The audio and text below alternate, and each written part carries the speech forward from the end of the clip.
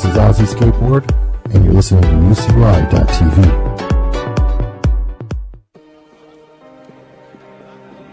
And dying in your beds many years from now, would you be willing to trade all the days from this day to that for one chance, just one chance, to come back here and tell our enemies that they may take our lives, but they'll never take our freedom?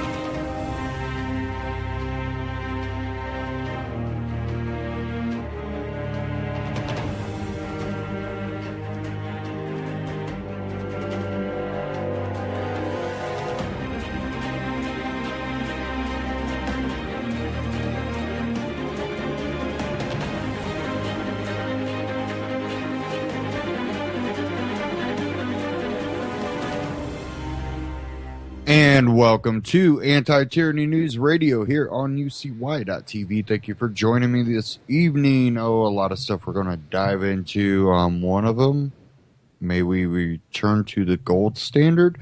We'll get into that. That'll be in a Ron Paul Liberty report. I wanted to cover this article real quick. It was from National Association for Gun Rights. And it says here, and that's nationalgunrights.org, courts confirm the right to keep and bear arms includes the right to buy and sell them. To most citizens, it seems like common sense that the right to keep and bear arms includes the right to buy and sell them, but it is also obvious to most that anti-gunners don't recognize common sense. This is why it's so important for courts to recognize the full extent of the Second Amendment and protect our constitutional rights. Ninth Circuit Judge Diarmuid O. Scanlane, hopefully I pronounced that right, recently emphasized our forefathers recognized that the prohibition of commerce in firearms worked to undermine the right to keep and bear arms. However, the right to buy and sell firearms is still under attack. There are several avenues. Federal bureaucracies are targeting the right to buy and sell firearms, denying these rights to veterans, Social Security recipients, and people who are illegally reports to NICS without due process.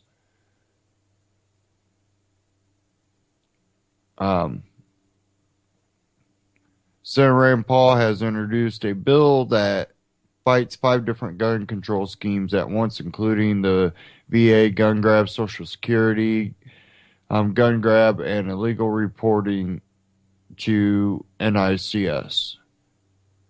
Breitbart reports the U.S. Circuit of Appeals for the Ninth Circuit ruled Monday that the right to bear arms has historically included the right to acquire them, and remanded the case of Teixeira versus County Alameda to the lower court.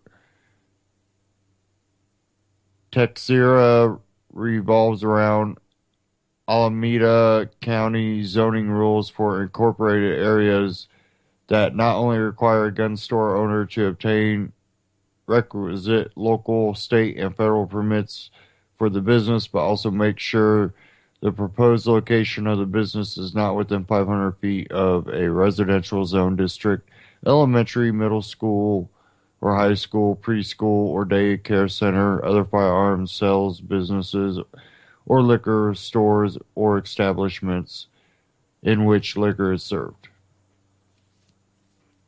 Now, I urge people to go check out the bill that Rand Paul has introduced and look into that. I think that if we get someone from the Democratic side, I think we will be looking at some type of gun ban or restriction on guns. And with Donald Trump, I have no clue. We hope not, but it's not guaranteed. Do we really know who Donald Trump is when it comes to stuff like that?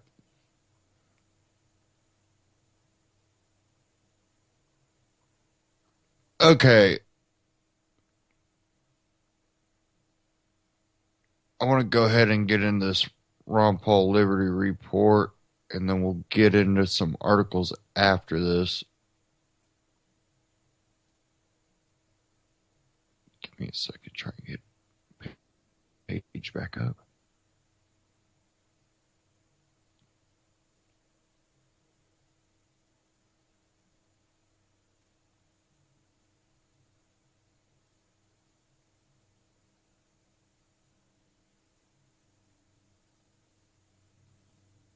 Okay, here we go.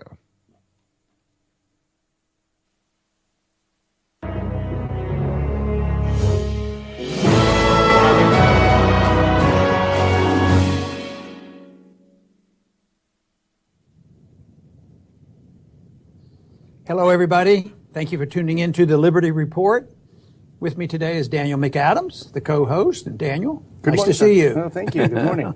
Well, good. I'd like to talk this morning or today about a very important issue, and that's money. But it's about gold. Now, I've been instructed while in office by the authorities that gold is not money. I'm still a little bit hesitant to accept that explanation because I believe gold is the ultimate money. And all of a sudden they're talking more about gold as money, which is very interesting. The last time we got interested in talking about gold as money, in a sort of a way, at least to dispel some of the things that were going on, that was back in 1979. Interest rates were 21%, inflation rate by prices 15%.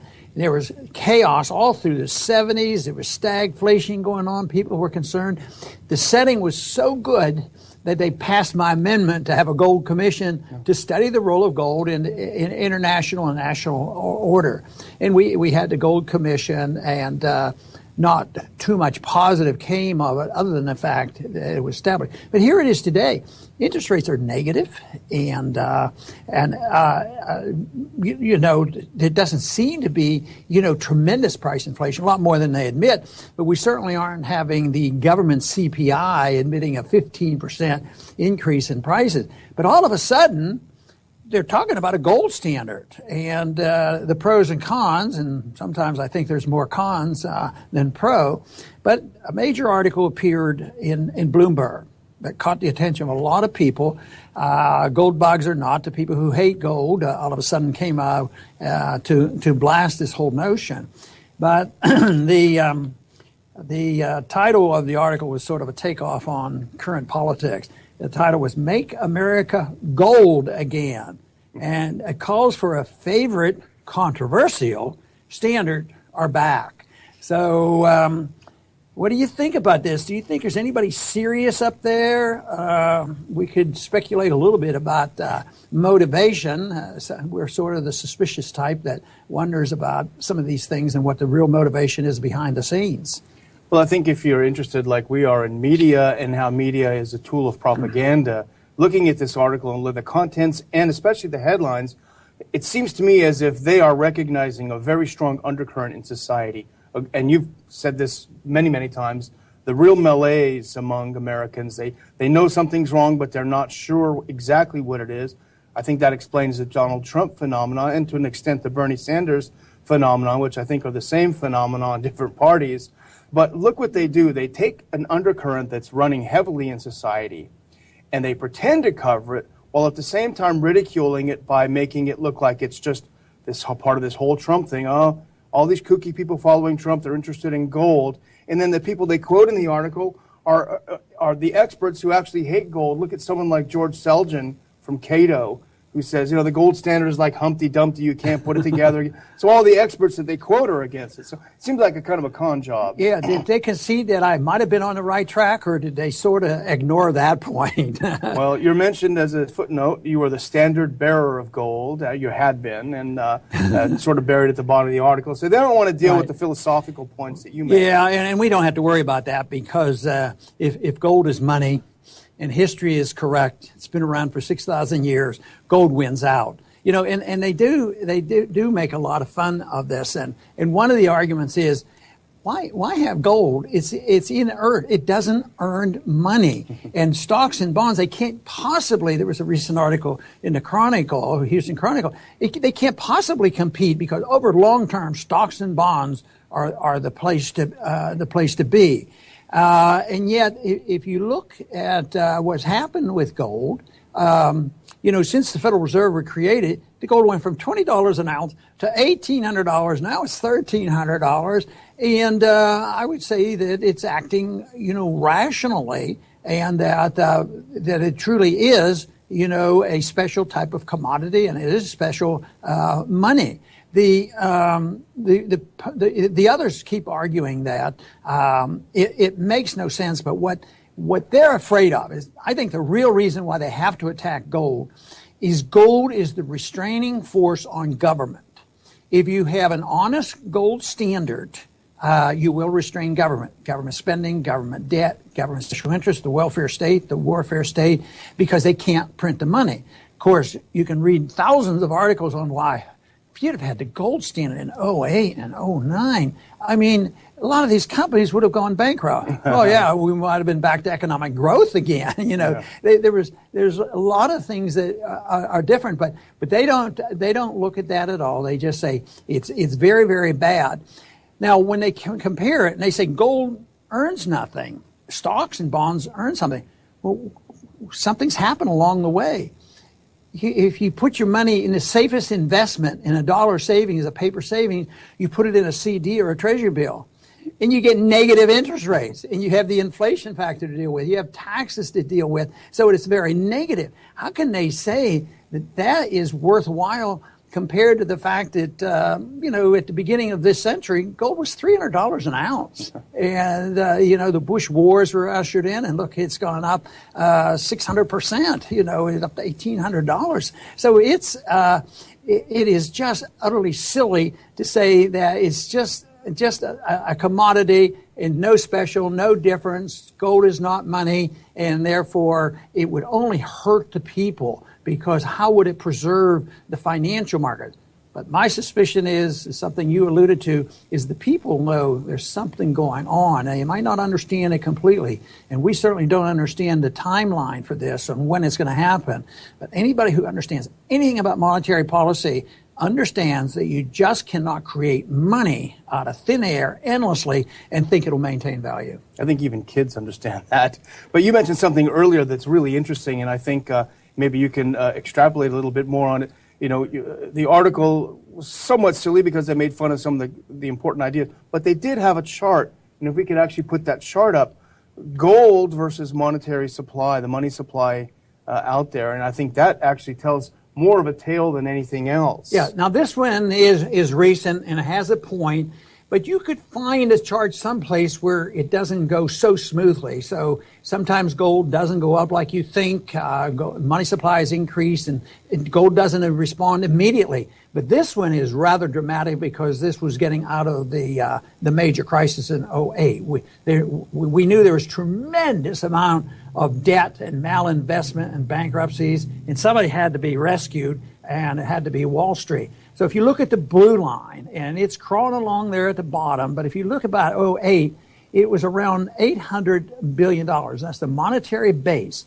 And that's when they had to increase the base. And usually when you increase the base of money, it will expand into M1, M2, and M3, and people will be reassured, and they go back to economic growth. That hasn't happened. So the worse things got, the more they print it.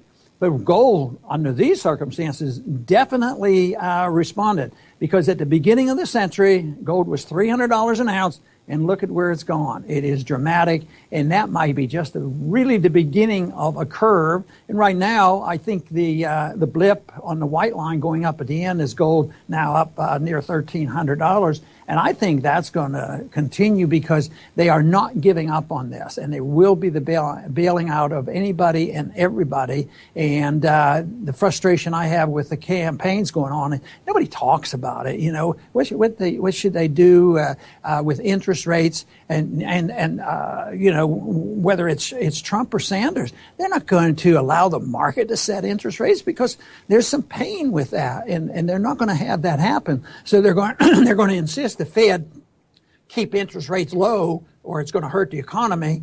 But guess what? Keeping interest rates low really hurts the economy. That's probably one of the more frustrating things about the Trump campaign, because early on, not long ago, he said something about what a bad job Janet Yellen's doing and how he needs to get in there and sort out the Fed when he's a president. And then just yesterday, he said, that's not one of my priorities. I think she's doing an okay job. So on one hand, he makes the right. Maybe someone calls him up and says, you know, take it easy. Don't push this. You know. But the other thing I wanted to ask you about, and this is not the gold standard or physical gold, but this really went across our radar screen the other day, and it is about gold, which is the news about George Soros and how he switched his positions. George Soros is no dumbbell, and he's not a libertarian. His goal is not liberty. Mm-hmm. His goal is to take his $24 billion and turn it into $34 billion. He's smart and shrewd, understands the gold, doesn't care about gold standards restraining big government because of his own personal belief. But yes, I find it fascinating.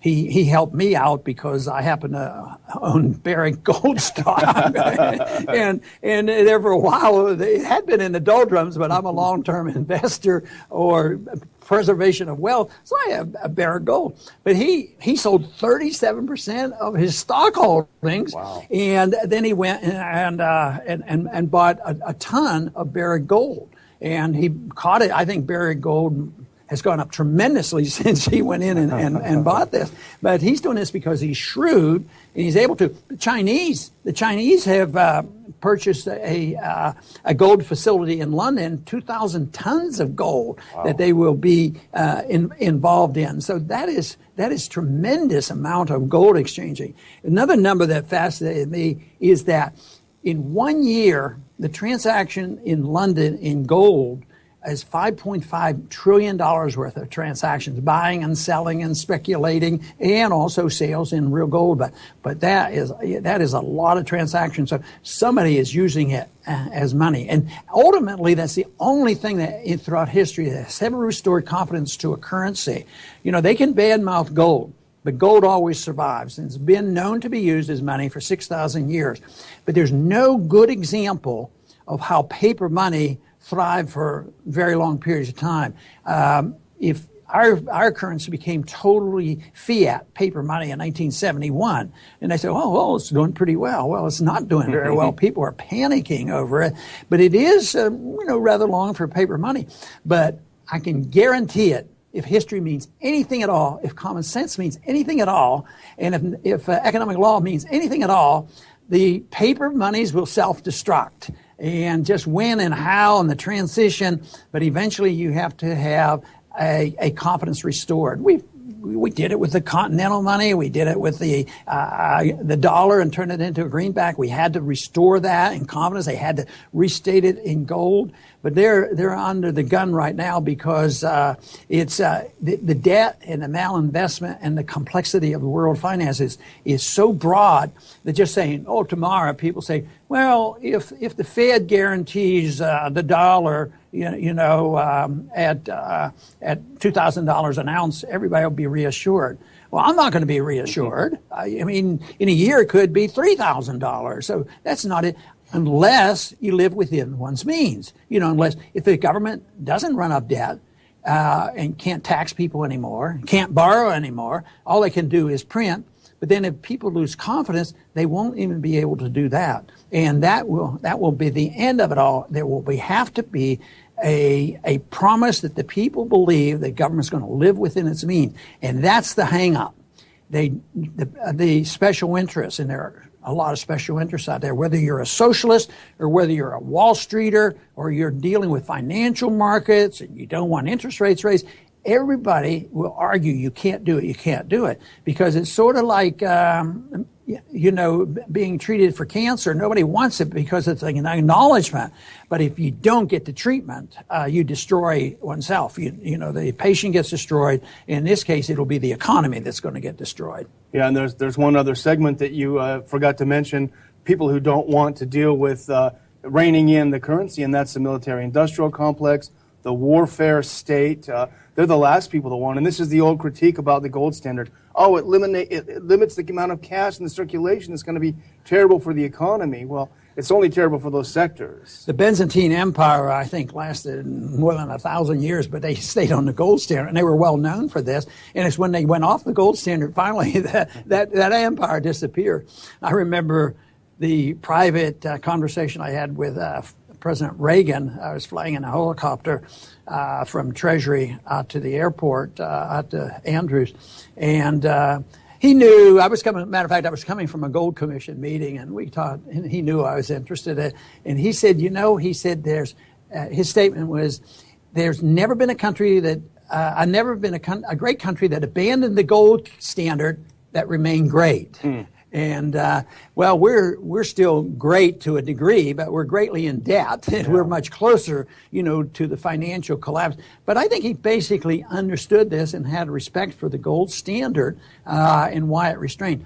But that's the most important thing about the gold standard. It restrains government growth. You can argue all the economics, a better economy, and no inflation, and all these things, but I argue that the most important thing is you restrain government, because once you can fool the people for a while and you can keep printing money, that was the reason Bretton Woods broke down. We were printing money claiming it was $35 an ounce, but then the foreigners came in and said, well, and the French especially, oh, you say that your dollar's worth $35 an ounce, and they want their gold. Then they had to give up, and we had to close that system down. So it doesn't work. So governments can keep running their welfare state, and they can run their warfare state, and of course destroy productivity because they destroy the whole idea of interest and savings. And that's where we are today. We have a shrinking pie.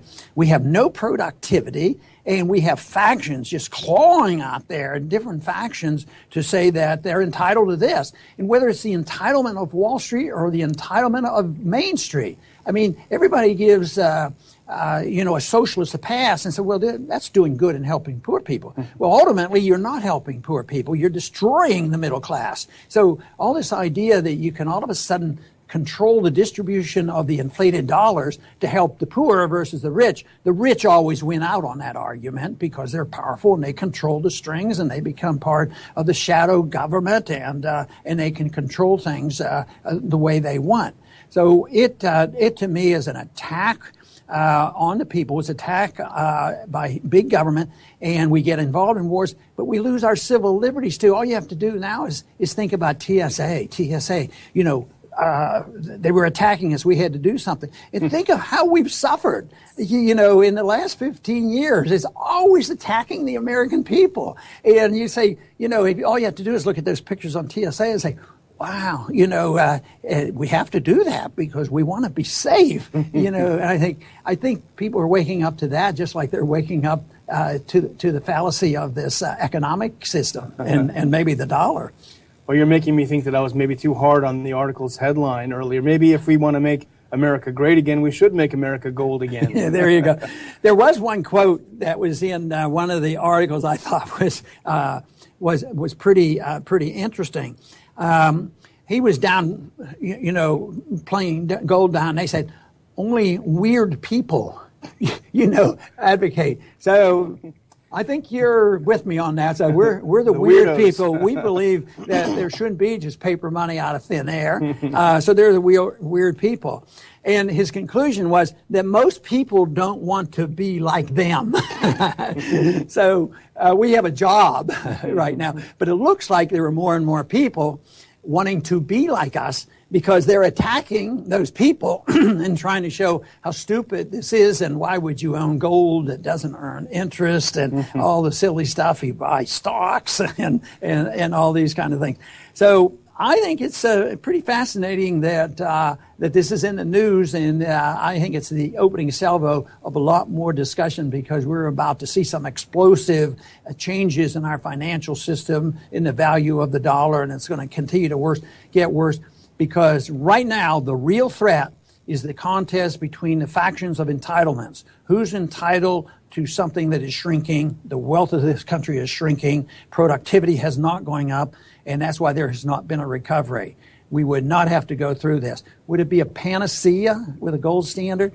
No, it wouldn't be, and people use this as to point out, well, gold standard always failed, and it has failed frequently because the governments deliberately made it fail. You know, we were on a pseudo gold standard all through the time since we've had the Federal Reserve, and that Bretton Woods was pseudo gold, and they kept printing money, and it failed. So it's the abuse of the gold standard that makes it fail. But if you have an honest gold standard where you take a power away from the government ever to monetize, which is a major task because there's always the special interest that will abuse the current system that we have or even a gold standard.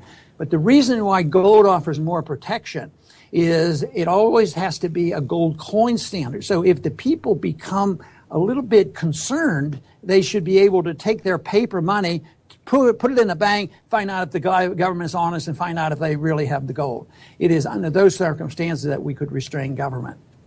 I do want to thank everybody for tuning in today to the Liberty Report. This is a subject, of course, which fascinates me because it's related to our economic policy, our foreign policy. It is related to our civil liberties and what freedom is all about.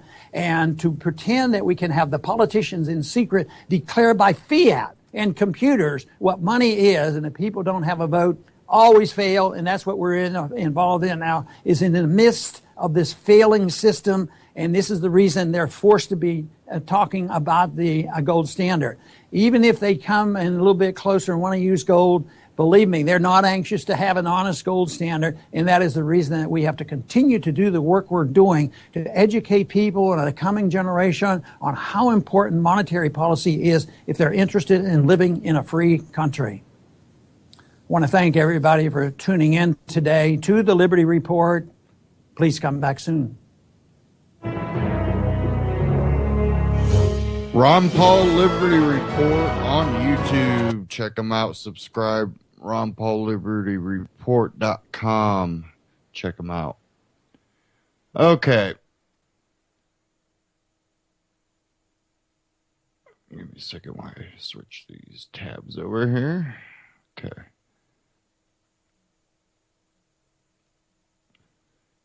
Now, talking about factions fighting for entitlements, one of the candidates will kind of go into politics here, but you know, people go, you know, do you really think the gold standard is, you know, legitimate? You know, gold is, it's just a rock. And you know, one of the points that he made, you know, it's something that's thousands of years old. You know, 6,000 years it's been used as currency. Another thing is to look globally. Everywhere you go, gold is valued. Even though most people would shrug at gold or silver, you know, in your everyday life, people you run into, they go gold, silver, you know, I don't get ounces of gold or silver, you know, they just kind of look at you weird. But when we were on the gold standard, you know, one of the analogies Ron Paul has used in the past is, you know, when your dimes were made out of silver, you could get a gallon of gas for that dime. 10 cents a gallon. Well, in today's price, if you turn that silver dime, if you still have a silver dime, if you took that and traded it for cash, because, well, that silver dime has more value in today's dollars because it's not backed by gold or silver. So if you take that in, well, the value of that silver dime is still worth a gallon of gas. And it shows that really gold and silver don't fluctuate in value. They always hold the same value. It's the dollar that goes up and down because they manipulate it and they print it and then manipulate it some more and then print it some more and manipulate it some more. It's just an ongoing battle until finally people are like, you know what, you manipulated and printed way too much of this crap, and it's easier for us to find, a $5, $10, $20 bill than it is to find toilet paper. And that's the path we're on, and, that's the path other countries have gone down. So it's something that's relevant. But, we have Donald Trump previously on camera saying that, you print more. You just print more. So we also have, on the left, their non-establishment candidate, Bernie Sanders. He's going to push those same things, those same ideas. And as long as my browser doesn't completely crash on me here, which it may.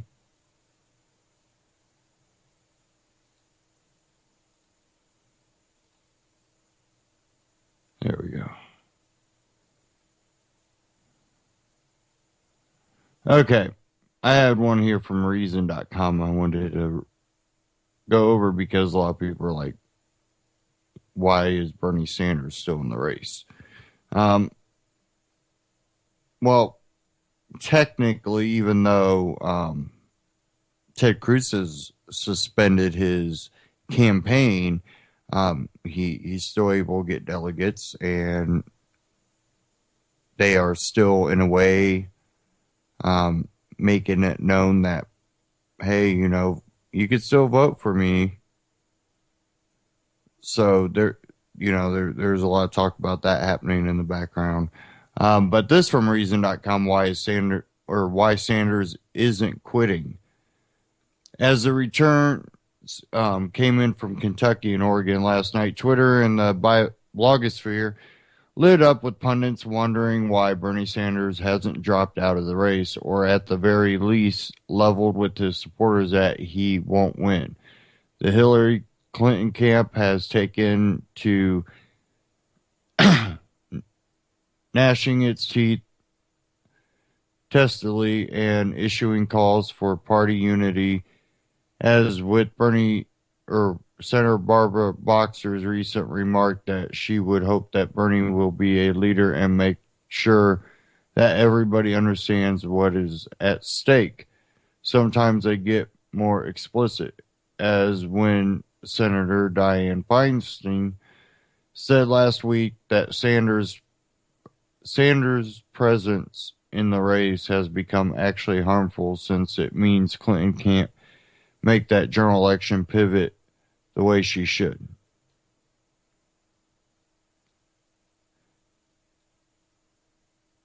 Okay, did it freeze up again on me?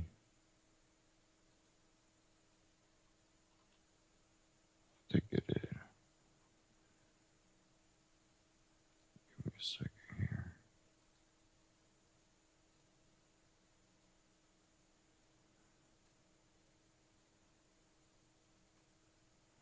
Okay, there we go. The pivot, of course, is the moment a candidate stops pursuing her party's base and starts chasing the mushy moderates. The pivot is precisely what Sanders wants to block. It is true that Bernie Sanders is almost certainly not going to be the Democratic nominee. It is also true that he almost certainly didn't expect to be the nominee when he entered the race, and that he has done far better than almost anyone anticipated. He has proven that the Clintonites can't take this wing of the liberal universe for granted. So why, just when the party leaders are becoming actively afraid of him, should he let them take his supporters for granted now? Throughout his campaign, Sanders has presented himself as a movement builder. Well, this is what social movements do. They apply pressure on people who disagree with them. The moment Sanders exits is the moment Clinton stops caring what he has to say. Of course, he's staying in as long as he can.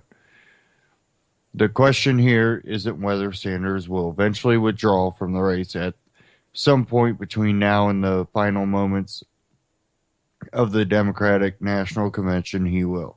The question is whether his followers will be able to keep Clinton's feet to the fire after his candidacy ends. It'll help that not just Clinton, but Donald Trump is now chasing Sanders' supporters. But eventually the voting will be over and someone not named Sanders will have won. And then they'll have to do a different sort of pivot from election year campaign to ongoing movement. What then?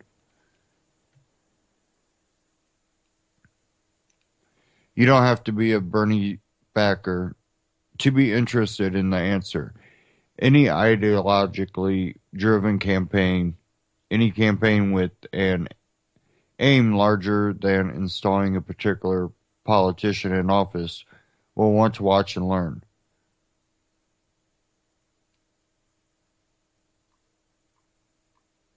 So, I've seen that as really interesting because, we also kind of went through this with the whole Ron Paul thing.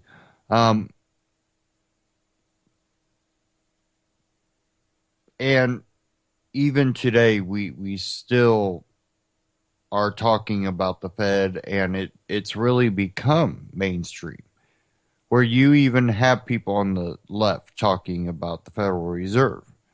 So there's things that come out of this. Now, problem is we're having socialism come out of this, but we also have to, be observant, know what works, what doesn't work. And I just think we're facing a really hellish coming 4 years with whoever we get in office. And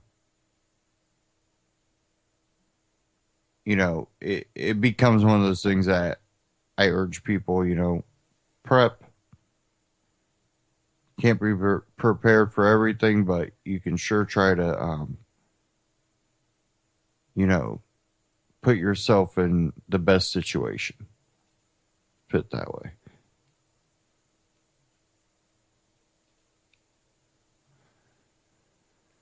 Okay.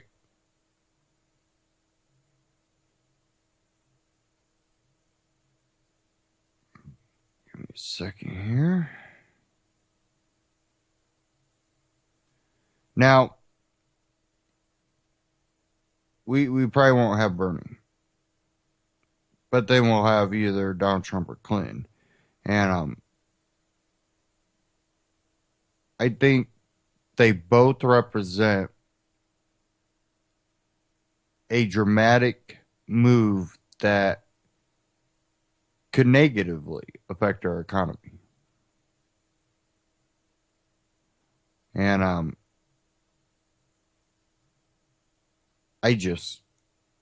I'm looking at everything that's possible.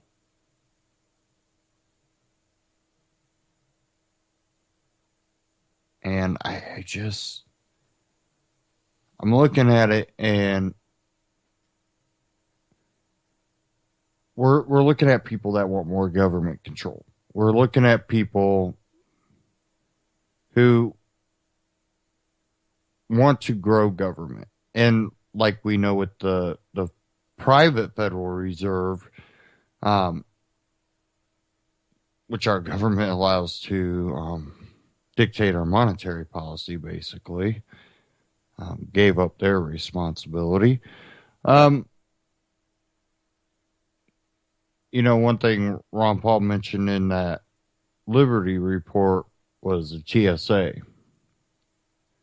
And I had a clip here from We Are Change, why and how we need to end the TSA right now.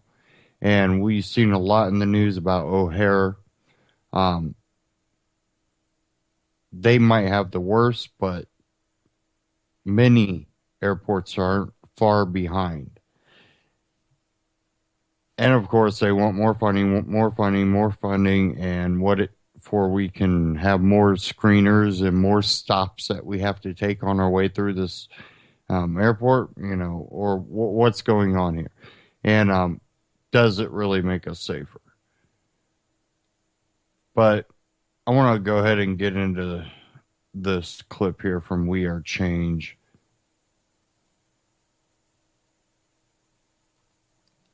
Here we go. In this video, we're going to make the pure definitive case on why we need to get rid of the TSA. I am sure anyone who watches this video and fact checks everything with the sources in the description below will have no other option but to demand the end of the Transportation Security Agency. Share this video, we could do this together, and hopefully we could get rid of this tyrannical extortion racket that the TSA is running on all of the American people. Now, as we are speaking, mainstream media has been ablaze, and especially social media, with the long wait lines at major airports all across this country. Some people have to wait 3 to 4 hours, making people miss their flights, making people sleep at the airport because of the incompetence and because of this vindictive behavior by the TSA. American Airlines employees are even volunteering and helping the TSA workers with non-security functions in order to deal with these lines. This is a government agency financed by you and for you. Your tax dollars go to this agencies. And they are doing this mainly because it's just another government extortion racket. They are extorting the passengers. They are extorting this country into more funding and more money for themselves by understaffing TSA agents with major airports at the major lines, creating this havoc in order to justify more money that they are literally throwing away. They have given one employee, one official at the TSA, a $90,000 bonus. To a failed institution that can't even do their job properly, officials are getting $90,000 in bonuses for failing at the function that they're supposed to be doing for us. Congress has even just shifted $34 million for the TSA. But the bigger game here is in this extortion racket, the TSA wants you to go for their paid pre-check program. They want you to pay for them on additional charges when they already have money from your taxes to do their job. They still want you to enroll in their TSA pre-check program and pay them to do their job. Another pure outright extortion racket, which is an utter flaw, because the TSA pre-check program that they're pushing for right now for all Americans to sign up for has major privacy concerns. When you sign up for this program, people are saying you better keep your nose clean for the rest of your life because they take your fingerprints and they put it into an FBI database. This information that the TSA collects from you and all the other personal information that they gather from you in order to enroll you into their TSA pre-check program is held in a government database for 75 years, which the FBI, state and local enforcement could use at any time to solve crimes for the next 75 years. They are pushing their pre-check programs to third-party data mining programs that could legally sell your information later. They are also wanting to read your Facebook posts and your purchases before they approve. They are spying on everything that you are doing, and they could take away this program away from you at any time that they deem to do so. They could deny you and not even tell you why they denied you if you are not even a criminal. It is an outright government-sanctioned fraud to take more money away from you. Meanwhile, they get more money from your taxes from public funds. It is just another extortion racket that they're using right now by undermanning their security checkpoints in order to create these long lines, in order to create a demand for you to pay them to spy on you. This is actually what's happening right now. And why are they doing this when everything the TSA does is just security theater? They had undercover agents sneak in bombs and weapons, and 95% of the time, these undercover agents who were testing the TSA security got through. 95% of the times when someone in the government tested the TSA security by bringing on bombs, by bringing in fake guns and fake bombs into the airport, they were not caught by the TSA. How many terrorists has the TSA caught? Zero. So what are they doing here? All of this is just massive security theater. They didn't stop the shoe bomber. They didn't stop the underwear bomber. Their security theater does nothing except give people the illusion of security while giving up essential freedoms and privacies. This is extremely dangerous because you're only presenting the illusion of security. Meanwhile, the system is still vulnerable for terrorist attacks. What stops terrorist attacks? Well, air marshals, locking the cockpit door, a heightened awareness by the passengers. This is what actually stopped previous terrorist attacks and actual intelligence that went after key terrorist suspects. But why are we still spending so much money on this theater that doesn't work? It's inept. On the TSA's own Instagram page, they talk about all the knives that they take away from regular human beings who have no ill intent to hurt anyone, but they take them away and they take pictures of them and they flash them all over their Instagram. Meanwhile, if you go to first class on any major airline, they give you a knife. This is just utterly the most ridiculous, idiotic security theater that I have seen in my life. It doesn't work. We are spending a lot of money out of it. And because of all this, we have these horror stories coming from the TSA, with TSA agents being caught masturbating to images of airline travelers that were previously displayed on body scanners that gave detailed accounts of their genitalia. There's security agents who rig body scanners on attractive male passengers so gay male colleagues could grope them. There's TSA screeners charged with child pornography. The list goes on and on and on. On this website, tsascandals.wordpress.com, you could see all of these scandals and pretty much shows you how the TSA just hires criminals and sexual predators without doing any background checks, giving them the full authority of this government to do what they want. These outrages of these criminals goes on. This page is massive. It will take you 2 days just to look at all the violations, all the thefts, all the sexual predators and sexual crimes that the TSA has committed on its own people with public funds. Check out this website. Spend a day, and what you will see will shock you. I had previous encounters with the TSA with these officials literally picking up my laptop after getting screened, looking me dead in the eyes and dropping it right in front of me. Why are they doing this? Because some of the TSA agents are just vengeful, evil human beings who know that I criticize them, and they try to take vengeance by literally just dropping my laptop in front of me and cracking my screen, and there's no way to get any accountability. Sure, you could send in one of these papers, but like other federal government agencies and police agencies, getting accountability for them violating you is virtually impossible for an average citizen. Ken O'Keefe, a famous activist, recently was flying to an event in Acapulco for Anarchapulco, and the TSA agents banned him for flying because he did not want to go through the body scanners. Remember, the body scanners that the TSA implemented said that they will be voluntary. We would never violate your rights. We would never have to make you choose to get a full naked body image scanner under the old scanners. We would never do that. And now they just made it mandatory, and they could kick off anyone who denies being able to go through one of those body scanners. Again, going back on their promises, lying, violating your freedoms, violating your privacy, violating your rights, so much more. And this is happening because the TSA officials are actually the lowest paid federal workers in all of the federal government. There is not just incompetence. There's just not criminals. It's not just sexual predators who are within the TSA, but also the higher ups of the TSA are making sure no one could be held accountable for their illegitimate actions, for their crimes. TSA employees have come out publicly and they said whenever we report an issue when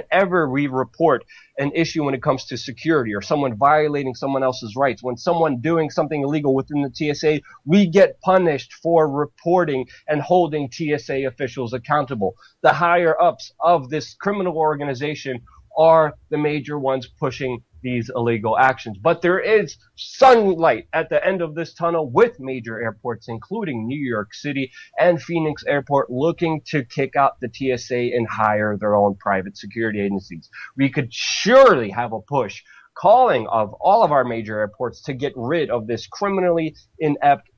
This organization doesn't work.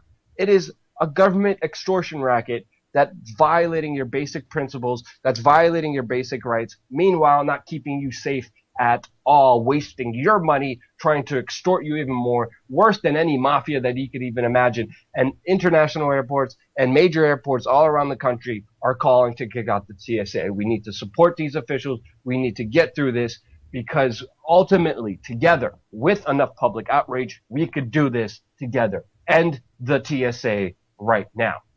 And, well, on another note, the elites, like Bill Clinton, they don't have to deal with this because they fly on private jets. Bill Clinton, he literally loses his Secret Service detail and goes on a private sex offender's plane called the Lolita Express, and he flies on them committing horrible acts with just these outright child sexual predators. This is the elite here who are the ones who really run this country. This is what's happening in the United States. This is what we are allowing to happen. Meanwhile, we get sexually groped and molested by TSA officials that can't even do their job right. Subscribe. Donate to independent media by going to wearechange.org/donate. Keep us fully independent so we can actually provide you this full news that we are not seeing anywhere on the mainstream media. We're seeing the outrage, but you really need to understand this history. Share this video. Let's get this outrage outright to the American public, and let's get rid of the TSA. Together, we could do this. Share this video. Subscribe. We're going to have a lot more content coming here your way on youtube.com/wearechange. We Are Change on YouTube. wearechange.org. Go check them out. Now, when we look at the TSA being someone that's gone through that crap, if anything, it makes me feel less secure than more secure. I think I feel more secure when I go through an airport and I don't have to go through checkpoints. And, you know, I feel like there's danger when you are checkpointing places. And the reality of it is, one, it, again, doesn't work. They tested it, 95% fell. You know, they didn't, you know, notice the fake things. We look at that, and we look at how government handles a lot of different things, and they tend to not be too great at it.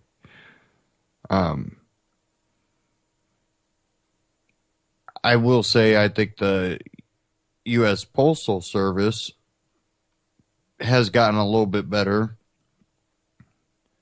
at delivery of mail, packages specifically.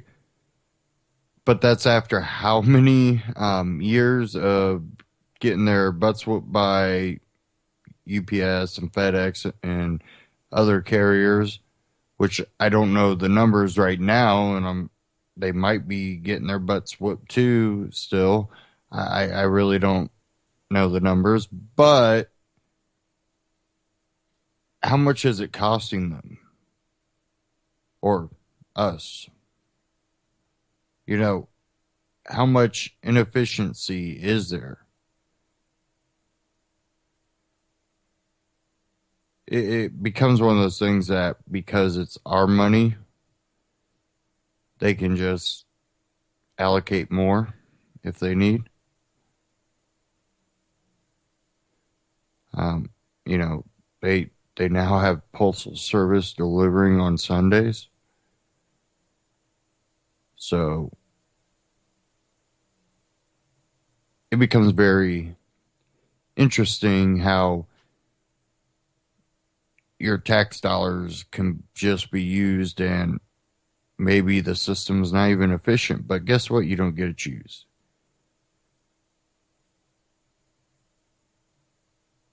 Unlike UPS, FedEx, you can go, I'm not shipping my stuff through them. They never get my packages to my customers on time. I'm taking my money elsewhere. With the U.S. Postal Service, you could do that to a point, but again, they can get funding. So when they're basically not making money, they're taking money.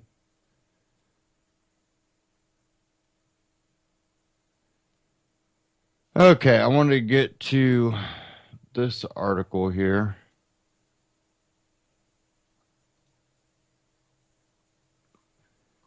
And I do have the clip here. But of course, it is 2 hours long, so I'm not going to be able to play it. But here's everything you missed from the RT Libertarian Party debate. This is from libertarianfuture.com. Unfortunately, Gary Johnson, Austin Peterson, and John McAfee each had separate reasons that they could not attend the RT Libertarian Party debate. Therefore, the presidential debate already announced the network called in the second string of candidates in 4th, 5th, and 6th place. Kevin McCormick, Daryl W. Perry, and Mark Allen Fieldman showed up in Washington, D.C. to debate and explain why they would be better presidential nominees than the three candidates in the top tier. Some made compelling arguments, while others sometimes justified why people think libertarians are crazy overall, though the RT Libertarian Party debate was more great exposure for the movement. This debate was the second one in a series hosted by Tyrell Ventura and Tabitha Wallace. That also featured a Green Card Party debate, and what the party's presidential debate there was one clear standout who appeared presidential. Their party's 2012 nominee for president, Dr. Jill Stein. While her policies were no less radical than the other two candidates, she at least presented them in a way that lessened the blow. Jill Stein did well as the face of the Green Party during the debates and would be a great nominee for their party once more. Kevin McCormick took that same professional approach during the RT Libertarian Party debate. He presented his ideas in a reasonable fashion designed to connect with independents and grow the party. Instead of talking about obscure constructs, McCormick related to those that feel let down by the two-party system. He proposed solutions that a majority of Americans could realistically get behind. Cutting taxes and spending while protecting individual freedoms is a palatable way of explaining the Libertarian Party platform. If there was one candidate on the stage that deserved to have been in the top tier Libertarian Party debate on Stossel, it would have been Kevin McCormick. If you would like to expand that top tier inclusion with 2 candidates, then you could add Mark Allen Fieldman as well. While he may not have been able to demonstrate much support in our own polls, Fieldman is a fair debater. His performance during the state Libertarian Party conventions have been highly entertaining as well, although some of his ideas are unrealistic. For example, taking only $5 campaign contributions, he explains them in an appealing manner. Fieldman also presented himself professionally and respected his audience by wearing a proper suit and tie. The one candidate who didn't dress accordingly for the debate was Darrell W. Perry. His lack of conformity to standard dress codes required for presidential candidates matches his lack of conformity within the Libertarian Party. As a hardcore anarchist seeking to abolish the federal government, Perry does not present the moderate pace required to grow the party. Perry speaks to a minority with no plans for electoral success or expanding the movement. In fact, on past occasions, he has expressly admitted as much and said he would not try to win the election. His campaign is merely an admitted exercise in futility. We can only hope that the radical plans that Perry proposed didn't scare away voters interested in the Libertarian Party. That aside, the RT Libertarian Party debate probably did help the party connect with new voters. RT is a network specifically designed to appeal to independents. Their audience is likely much more receptive to a third party than that of CNN or Fox News. If viewers were able to sort out the radicalism and focus on the realistic policies, there is some hope.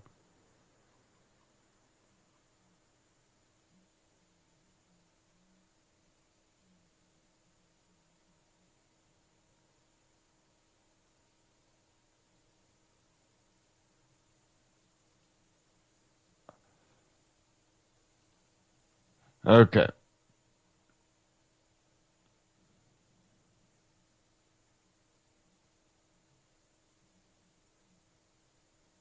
I want to get to this article here if I can find it.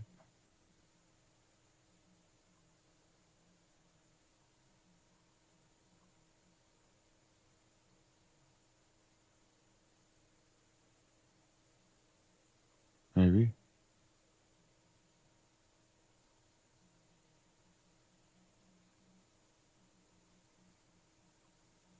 Huh.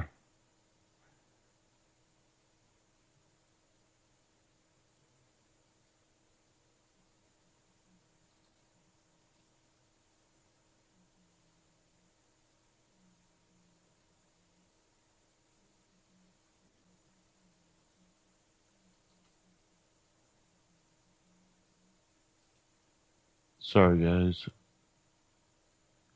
Okay. I found it, though. Now, when we look at maybe the socialist approach that we have from the Bernie Sanders side, where you'll get a lot of these people that will go, you ask them, would it be okay for me and my buddy here to say this other buddy has a right to take money out of your wallet to pay for that homeless guy's meal over there? I'd be like, no. Then you go, would it be all right to vote for a presidential candidate that will raise taxes to take money out of your paycheck to pay for someone else's wants or needs? Yeah. And you're like, okay, what's the difference? Well, government, you need government to do all this stuff for you. Who's going to build the roads? How about whoever the community hires to build the road? We've seen it actually happen. Then we've seen the government get mad that the community did something on their own without government. They tore it up and redid it and charged I think the construction company or someone got in trouble and had to pay money for it. So, yeah.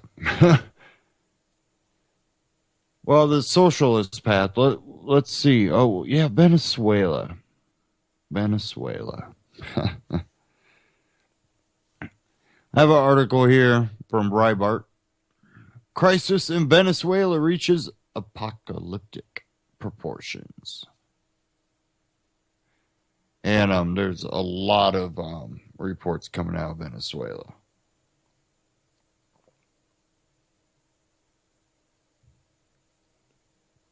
And it doesn't really look too good over there for them.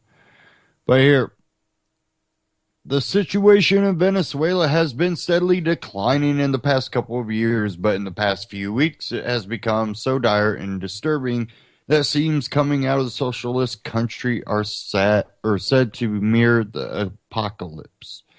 News reports have surfaced of people having to eat their own pets in order to survive due to lack of food in the country. Currently, 75% of Venezuelans live in poverty, a stunning increase from the 25% just 2 years ago.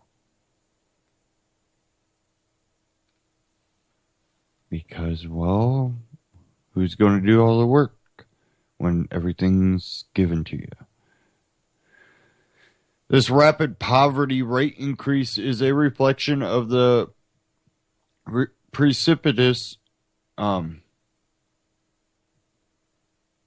disintegration of the political and socio-economic state of the country. On May 13th, the current embattled president Nicolas Maduro signed a 60-day state of emergency decree on TV, then shortly after accused the United States for ordering a coup against him and his government. U.S. intelligence services predict that it is unlikely that Maduro will finish his term as president.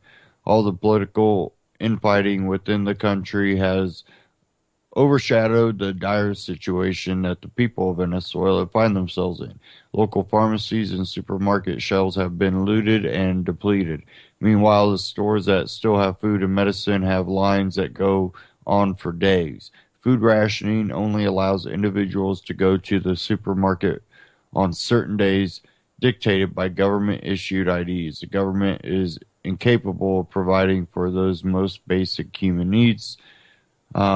There's videos below that shed light on what citizens have to endure on a day-to-day basis. And there's a whole bunch of Twitter videos coming out. It says, however, the threats to the country go far beyond the shortage and rationing of food and medical supplies. Although Venezuela sits on some of the largest oil reserves in the world, it is completely dependent on hydroelectric power. Nevertheless, the lack of rain because of the El Nino weather system this year has forced the country into a drought that has resulted in a lack of electricity. As the food, medical, and electric situation worsen, the social order in the streets is also rapidly deteriorating. There has been clash after clash between protesters and police. The leader of the opposition, Henrik Capriles, has said that the only thing that can change Venezuela is social explosion, noting that Venezuela is a bomb that could explode at any moment.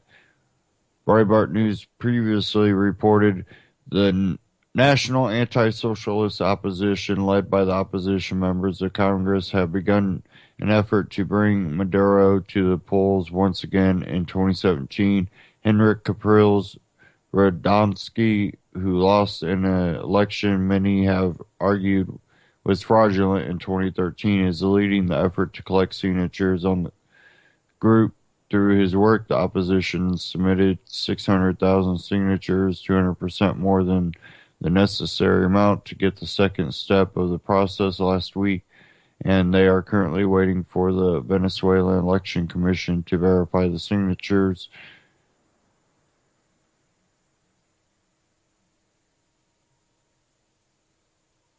And that's the last of that there.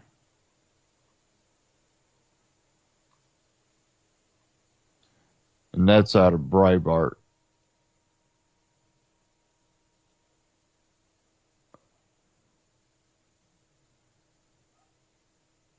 Sorry, the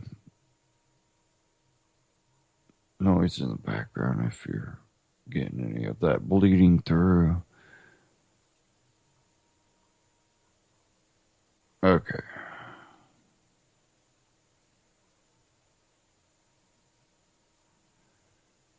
I want to get to this clip if I can find it.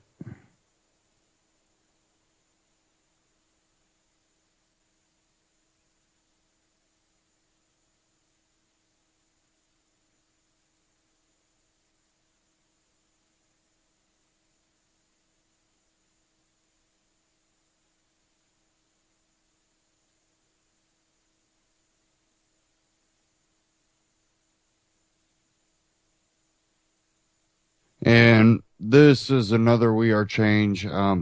Petrobras, a government-run corporation that destroyed Brazil. And this is another example of government being involved in things that government shouldn't be involved in. Government works best when it governs the least. It really does. And that has always been proven in history and as we go further. So let's go ahead and get into this.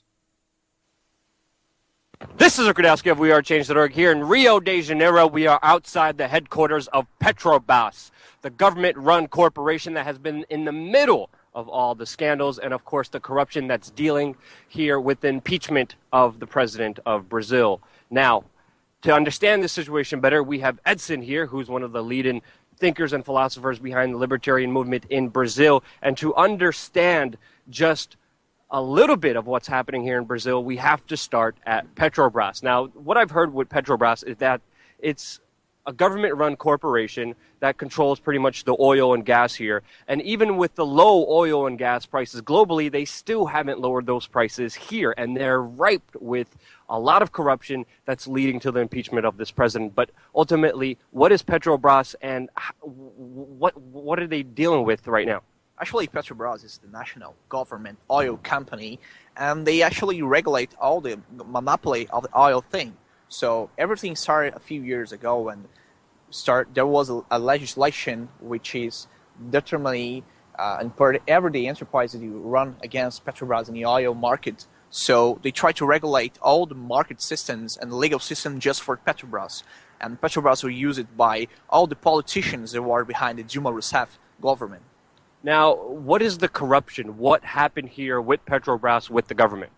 Well, with the regulation, it started a few points and just ended up the market for every other enterprises and just use it for Petrobras to gain the monopoly of the system. And how the system of monopoly was ruined by the politicians there and the same party as Dilma Rousseff, it came attention for the federal police here. And that's how they came all these investigation things, and they just came for one single point, the PT, the Trabalhadores Party, which is the same party of the president of Brazil. Now, we've been hearing that there's been a lot of corruption, a lot of money underneath the table, a lot of public money that was supposed to go towards projects, going towards the politicians' pockets, of course, robbing everyone blind because the government has complete control of it. How do you see it, and how do you see it unfolding? Well, we pay a lot of taxes here. Brazil one of the countries there's a lot of tax in South America, and basically most part of these taxes goes to the government enterprises and the government legal systems here. We have a huge state in Brazil, one of the biggest in Latin America. I think not even far of it is happening in Venezuela. But if we won't take about what's happening here in Brazil, we can become a Venezuela as soon. Yeah, the economic situation here is not good at all. As you can see, the homeless person just behind us, it is filled here in Rio de Janeiro with a lot of poverty and also a lot of public funds being spent on the Olympics. A lot of money was spent on the World Cup here, of course, just thrown away. And a lot of the politicians were caught with most of the money in their pockets instead of the projects that they said that they would build here. Now, what's going to happen with Petrobras? Because many people are saying this company is going to go bankrupt. Many people are saying this country is going to financially feel the effects of that. Some people are saying that Petrobras should be privatized and not be a public institution. What do you think is going to happen? Because right now the president, who is going to be impeached, Dilma, wants to keep this company a government company. The opposition wants to privatize it. What's going to happen?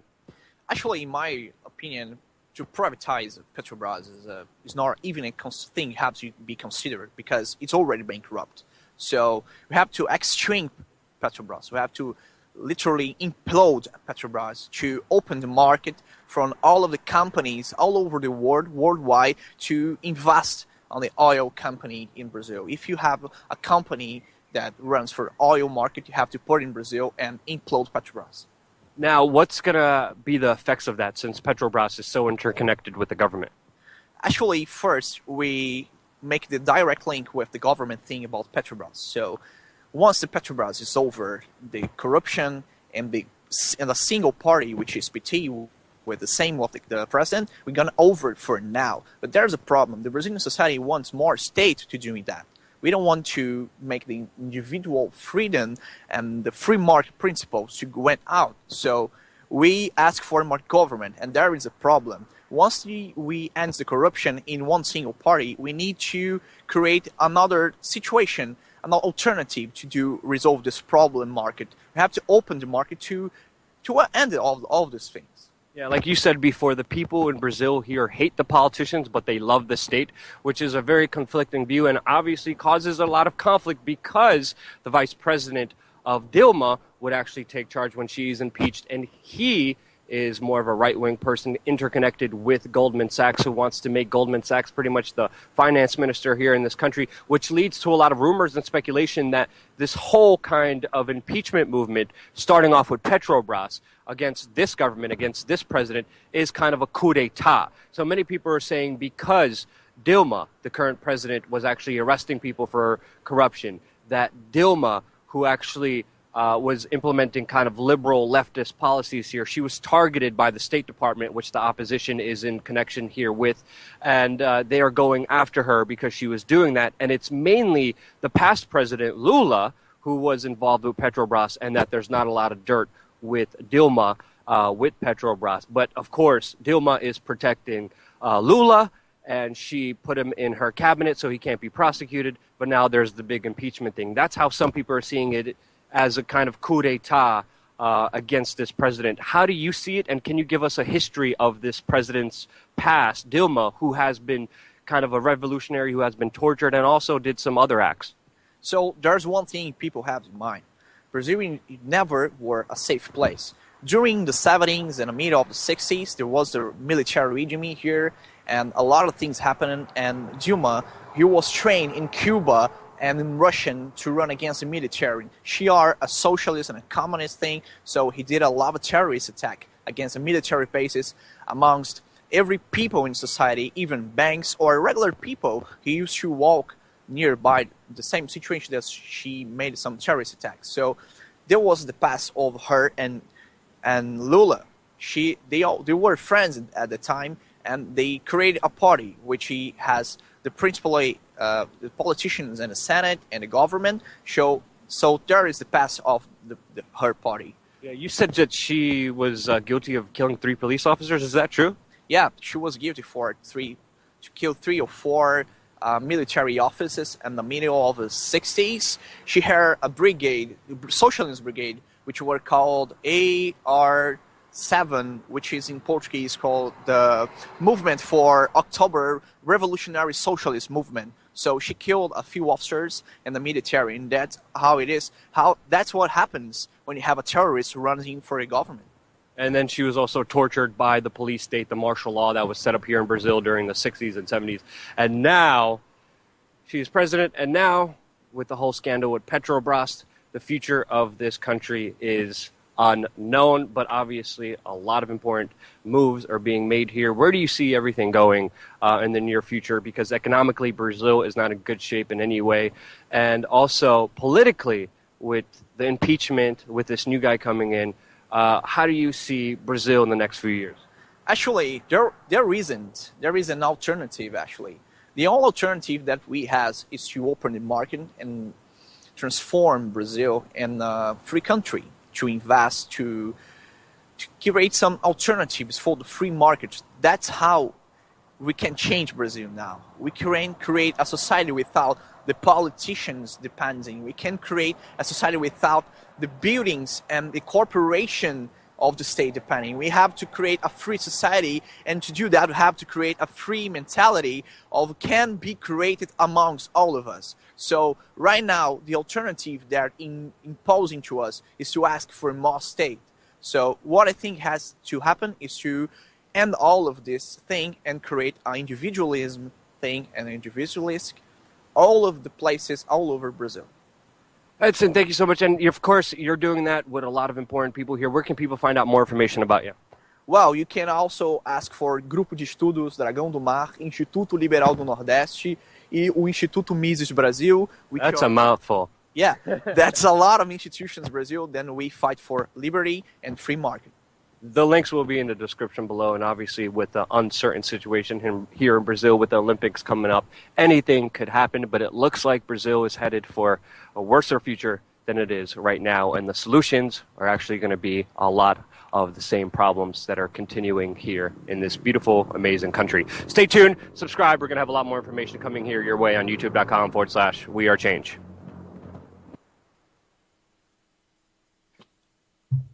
Again, We Are Change on YouTube and wearechange.org. Subscribe and check them out. Great on the ground coverage at a lot of these places and talking about issues that these other countries are facing, that it seems that we're on that path. And the problem is it always starts off nice. Then it quickly just falls apart. And when our country is so fragile, even us looking better for a short period of time, our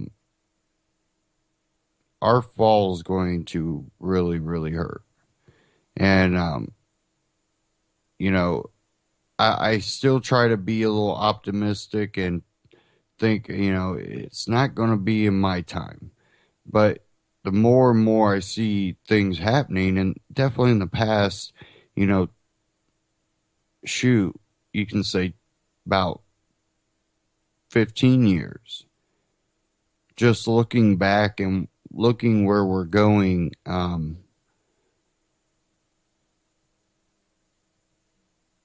I think that we're going to be a lesser version of Brazil.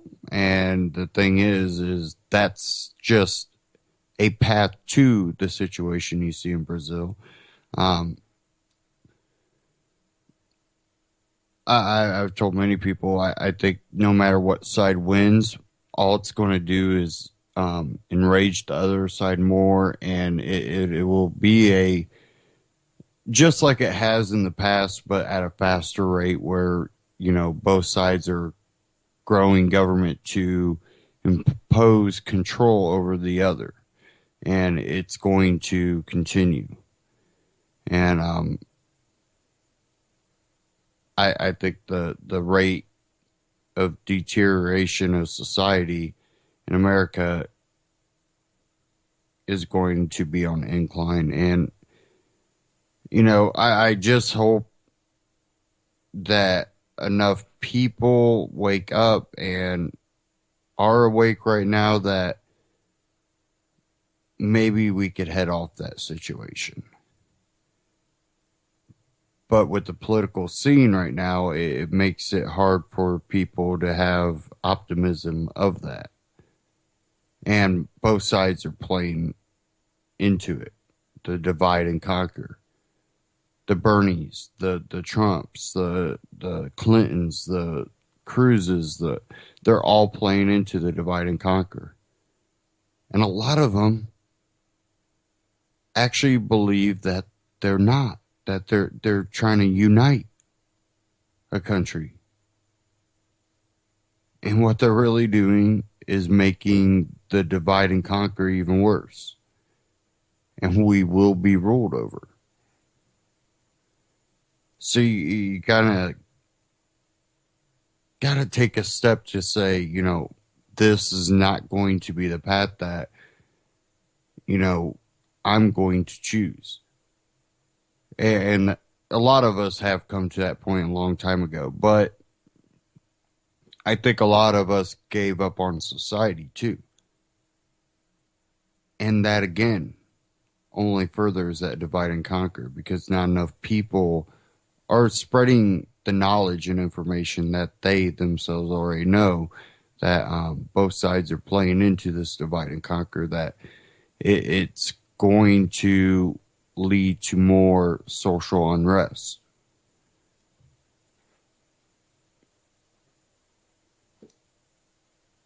And there's a large swaths of this nation that people have not had to suffer, to the extent that if a lot of this comes to wishing, it's going to be extremely hard for these people to survive.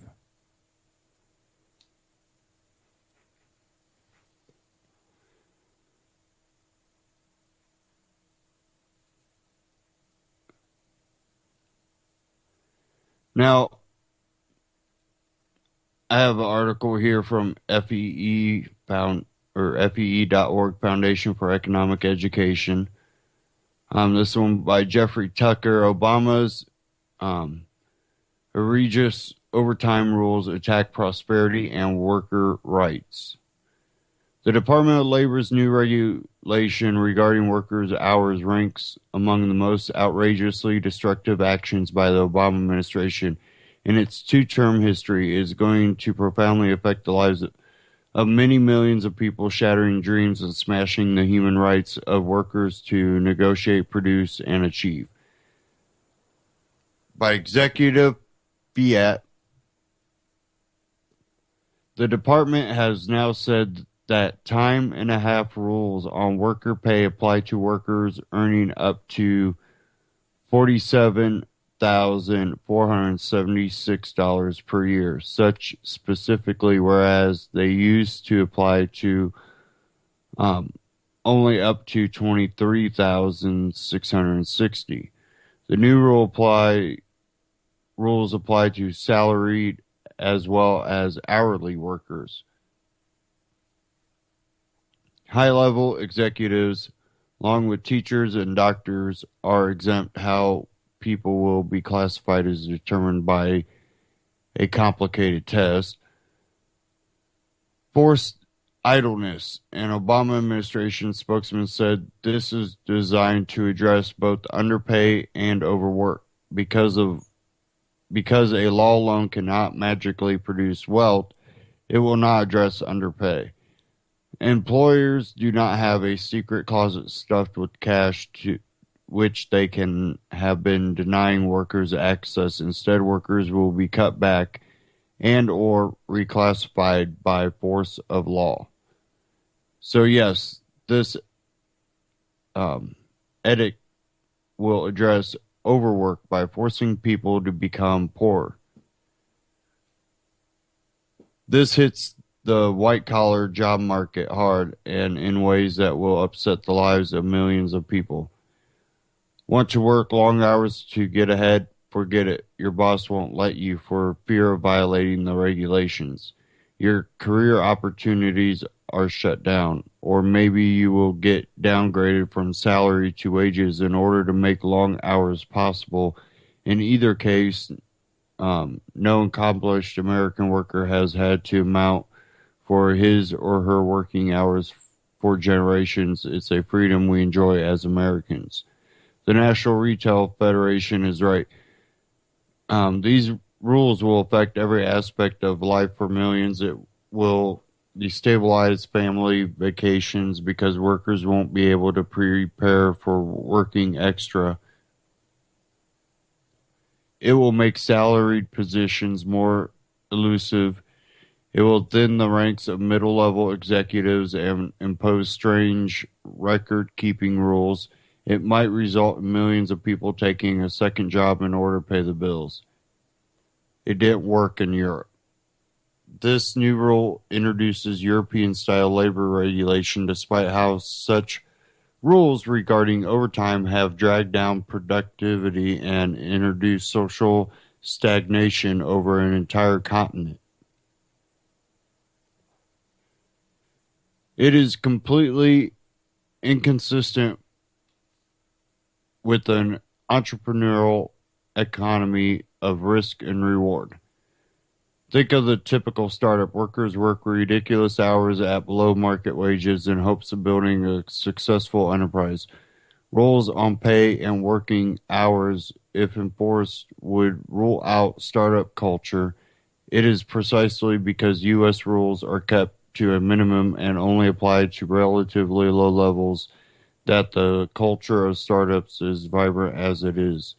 Applying working hour rules to incomes that approach the median will tie up the American labor force in fits of bureaucracy and recrimination. Most people might remember how frustrating it can be when you finally get your first full-time job with an hourly wage. First, you find your hours restricted to stay under the healthcare mandate. Then you find your hours restricted to avoid time and a half pay. It has so far been a blessed relief to earn more and avoid such restrictions. Once you pass the earnings threshold, you can work according to your wishes and actually provide as much value as you want. The new rules are based on the strange idea that labor is somehow more valuable after 40 hours than under 40 hours, which is obviously untrue. Moreover, no one really believes that. So the purpose here is to forcibly underemploy people. Who benefits? Is the Obama administration just setting out to be cruel? No, this is an overt sop to the dwindling number of labor unions that are looking for ways to block competition in the marketplace. They are supporters of the Democratic Party. This is a political payout. The economic effects of the labor force will be felt only after Obama has left office. It should not be forgotten that maximum working hour laws were first tied to the Progressive era. Their purpose was to make a certain class of workers less valuable in the marketplace. That class of workers was specifically named in the legislation, women.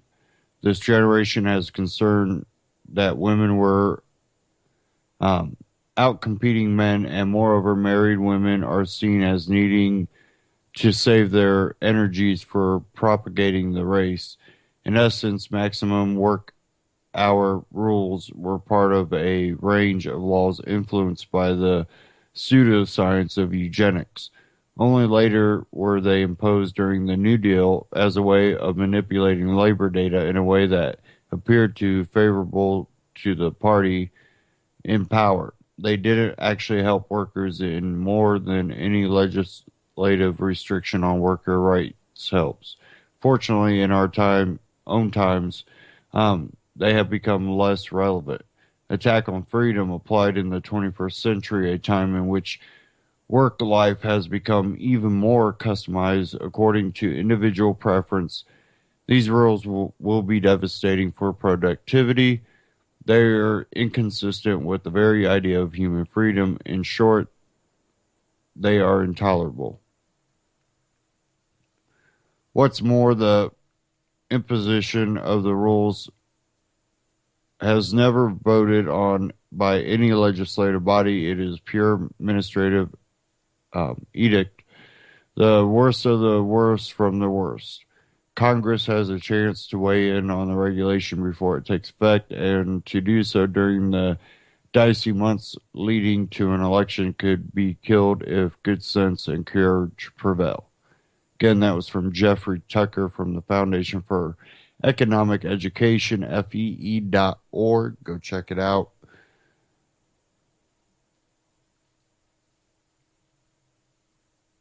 Now,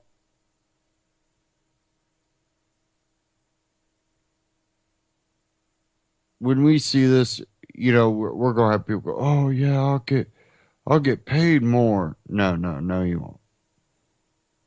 But they will push that, and probably fail to mention the fact about, well, it could prevent you from being overworked. Well, I need to overwork because that pays my bills.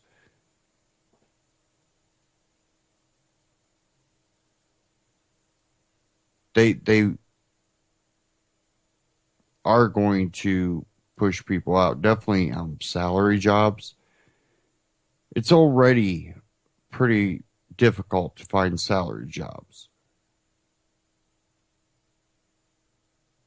Salary jobs have been falling off quite a bit. They are now having people work hourly in those same positions.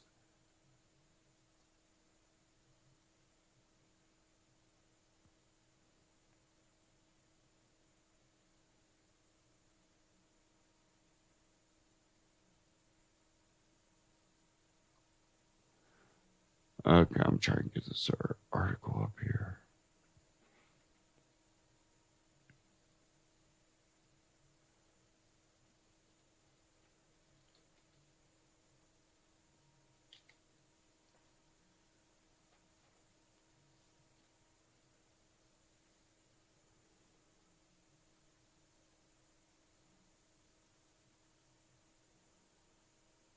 Okay, I want to get into this article here.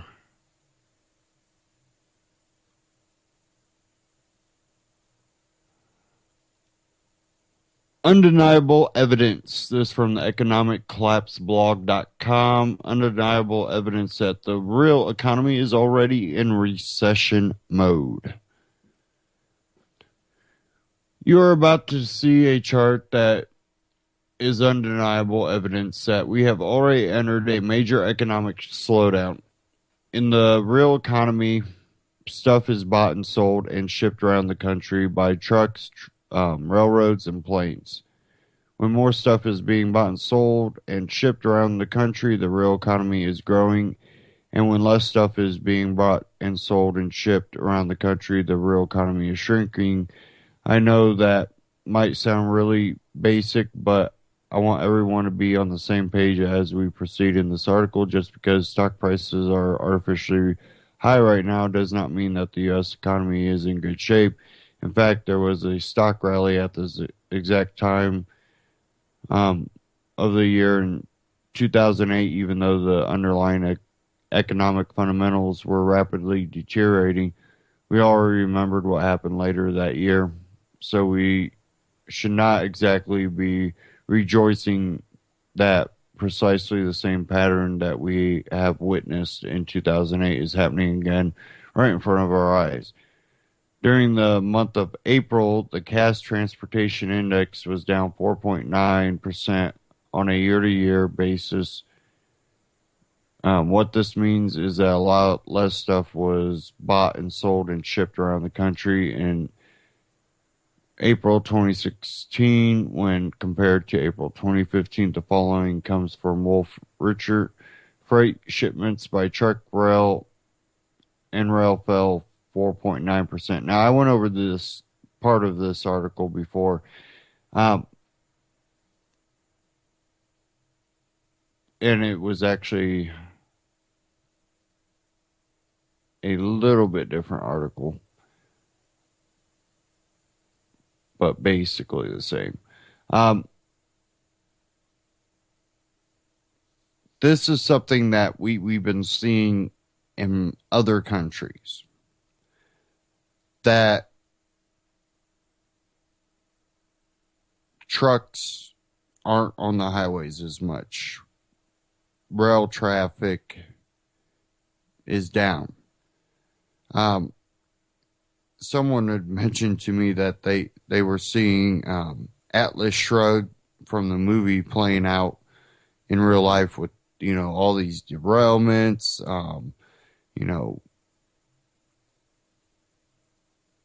they just see a deteriorating infrastructure, and a lot of the wealthy people are leaving the country.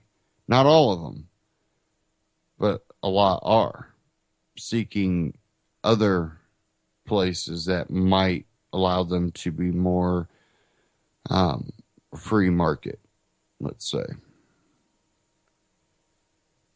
And even the ones that haven't completely left have moved or contracted with overseas manufacturers or distributors for more economic freedom when it comes to producing something that they can't do here. And people go, these places overseas are terrible. And I would agree definitely when you start seeing like nets around the building because people are jumping off,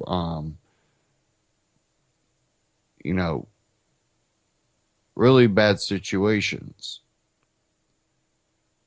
But sometimes you also have to wonder how bad was it before that they're willing to, do this. Now, if it's forced, I don't agree with that. Not all of it is. And, if you go child labor, well, in those countries, that's how they're helping feed their family. Everybody in the family works from the age of 13 and up.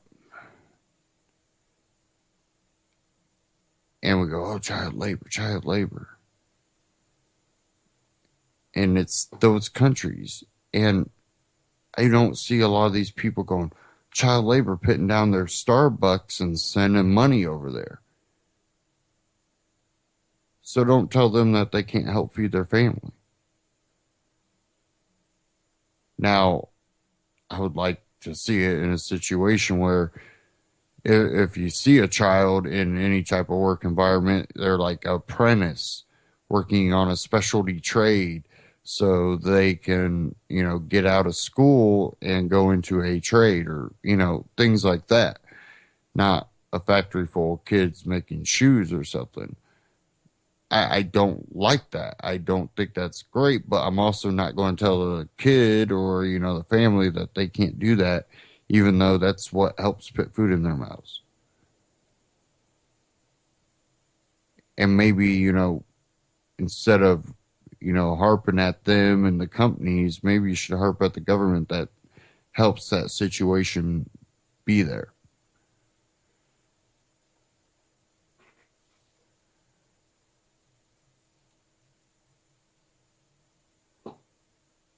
Okay, where are we at on time?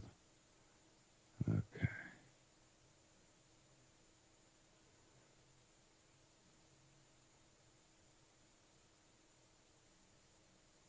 I'm wondering if I can... I'm kind of stuck which way I want to go here, guys. Give me a second.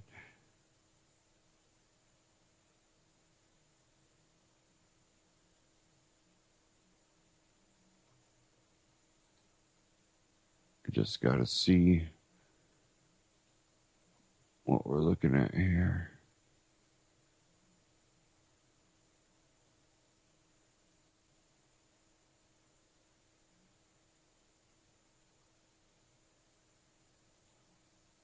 Okay.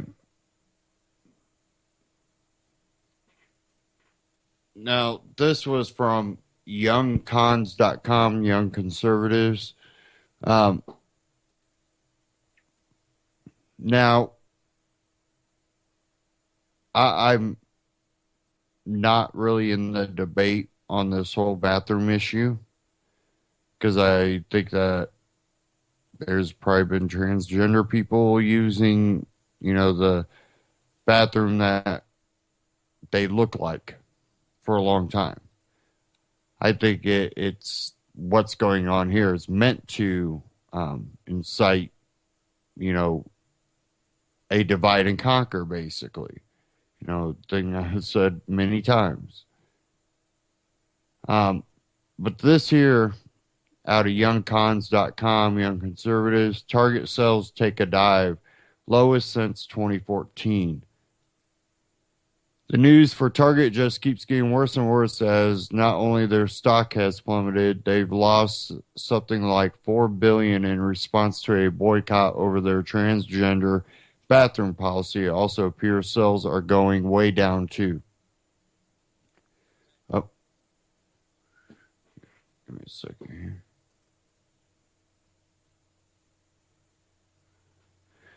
It says, in fact, their sales haven't been this bad in a while. From Bloomberg, Target Corp shares fell the most in more than 7 years after quarterly sales missed analysis estimates and the discount chain delivered a disappointing forecast, adding to evidence that the biggest U.S. retailers are suffering from a slump. Target's same-store sales gained 1.2% in the first quarter, which ended April 30th. Minneapolis-based company said in a statement Wednesday analysis had predicted 1.6% growth, according to Conscience Metrics. Chief Executive Officer Brian Cornell cited an increasingly volatile consumer environment and colder weather in the Northeast, adding his voice to the chorus of retailers complaining of sluggish demand. As it copes with the slowdown, the company expects same-store sales to range from flat to down as much as 2% in the second quarter, but Cornell said it's too early to tell whether the pullback by consumers will persist through the rest of the year. The stock fell as much as 9% to 66.98, the biggest intraday decline since December 2008. It had been up 1.4% this year through Tuesday's close. Target's disappointing results also dragged down shares of Walmart Stores Inc., which reports its earnings Thursday. Its stocks dropped as much as 3.6% to $62.75. Target also has seen material impact from a boycott effort over bathrooms, he said. Conservative groups targeted the chain after its announcement last month that it would allow transgender customers to use the restroom of their choice. The move has drawn protests, but it only affected a handful of stores, Cornell said.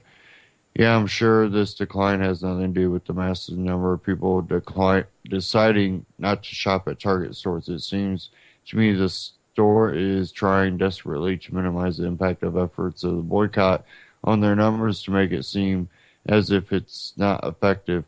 But I don't believe that's actually true. If Target cares about its customers, it will go back on its ridiculous bathroom policy and ensure the safety of women and children who stop and use the store's facilities. If they refuse to take action, it's going to continue hurting their bottom line, forcing them to reflect on what's more important, being hip and cool or making money. And like I said, I think that, a lot of people seen the video of the Congress lady with her transgender daughter that chooses to live as a man, takes hormones, has a beard. Those people are already probably using the man's bathroom.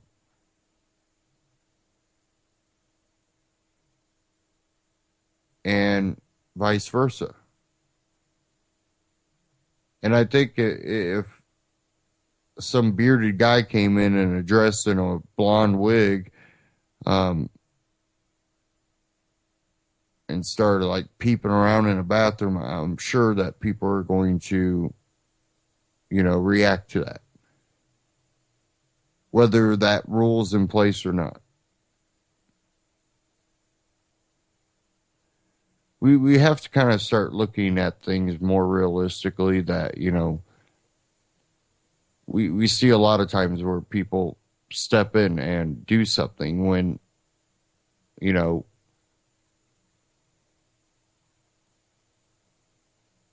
weird or, bad things are happening. It's just human nature to help someone in distress or that's being abused. Sometimes people take that too far, and just because they disagree with someone's lifestyle, they go after those people. And that's wrong.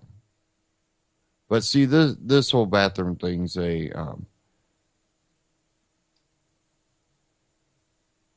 it's a divide and conquer technique. It really is.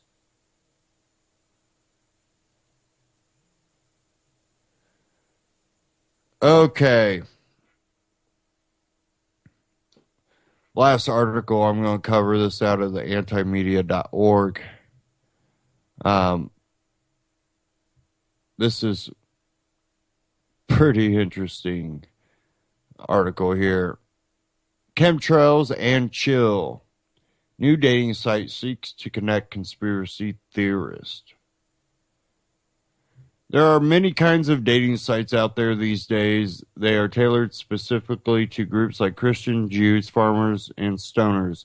And the list goes on and on. The newest niche is Awake Dating, the first online dating site for conspiracy theorists.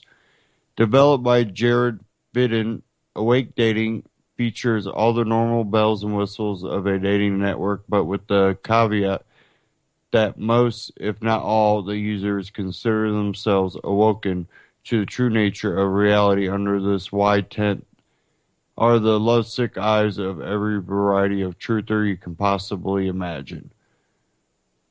I signed up purely for research purposes, according to this article, not me, and soon found myself at an impasse when asked to describe my interests. The list of identifying idiosyncrasies is breathtakingly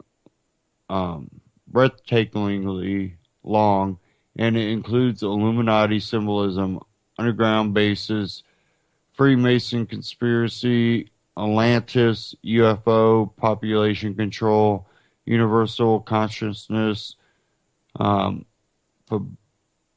Boncini sequence, mind control, and magic in corporate music industry, HARP, predictive programming, flat earth, shadow government, Hollywood psyops, mind control, whistleblowers, crop circles, shamanism, ley lines, Planet X Nibiru, nanotechnology, Fukushima fallout, 9/11 truth, Hollow Earth, and dozens more. Fitton, the COO and founder, defines his typical Awake user as one who has investigated and come to his or her own conclusion on a collection of topics and issues, and through this research and critical thinking, he has woken from the fantastic false dream carefully crafted for the consumer. Fitton believes he is providing a service that is desperately needed in today's society. Knowing and discussing socially inconvenient conclusions distance one from most everyone who has yet to engage in their own research. He says, your family, former friends, and colleagues will prefer to brand you as a crack for speaking what you perceive as truths. Fitton believes his site will empower fringe thinkers who have been ostracized from normal social circles because they hold outlandish and stigmatized beliefs that are not part of standard conscience reality. He doesn't even subscribe to the word conspiracy theorist, instead preferring early adopter of inconvenient truths. Even if one is not looking to date, there is an element of world building on the site too. The community features a virtual 3D environment called Awake City, where members can meet each other in avatar form. Now that Awake Dating has passed the beta stage, signups have trickled in at a consistent pace with over 1,200 in under 2 months. There are certainly not Facebook numbers, but most people using the site would likely prefer Awake remain small and organic, unlike data mining Fedbook. Many now issue because of privacy issues. awake, or speaking of which, and in keeping with the theme of the site, let me prefer a final conspiracy. What if awake dating is a puppet site set up by the CIA to help identify radicalized citizens? Happy hunting. Again, go check that out at antimedia.org. Again, Chemtrails and Chill, new dating site seeks to connect conspiracy theorists. And, you know,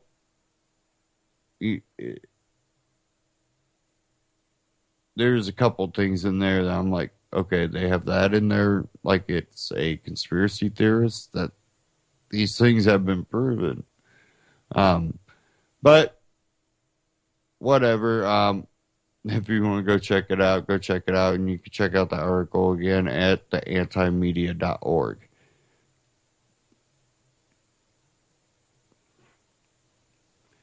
Now, I don't want to forget to mention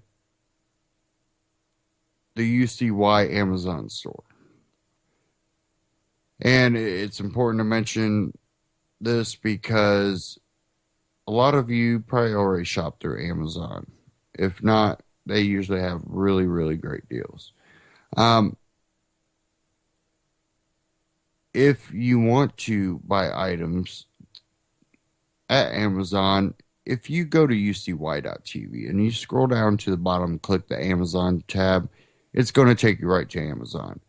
You're going to get the same great prices. You're going to get the same shipping deals. And at the same time, though, you'll be helping alternative media, ucy.tv. And this network, broadcasting network, gives me and the other hosts here the opportunity to get information out to you, to spread the message of freedom and awareness, and to, you know, encourage people to do their own research, to look into things, to actually question the reality that they're told to believe. Because, you know, a lot of times what you actually find out is, you know, reality is stranger than fiction. And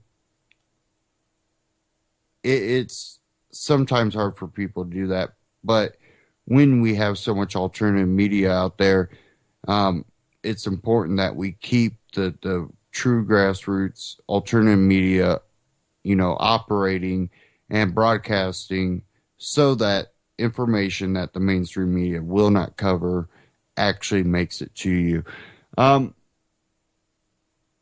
Again, check out all the articles I covered. A lot of these groups, We Are Change, the Anti-Media, these are alternative media sites that, you know, are going against the grain. They are going up against mainstream media, and we're having success. And that is why it's important for you to support, you know, alternative media. Again, ucy.tv, scroll down to the bottom, click the Amazon tab, take you right to Amazon. And also go to the top of UCY, and there's a support UCY tab up there, and you can also donate. And earlier in the broadcast, I told people, you know, I urge people to prep all the time.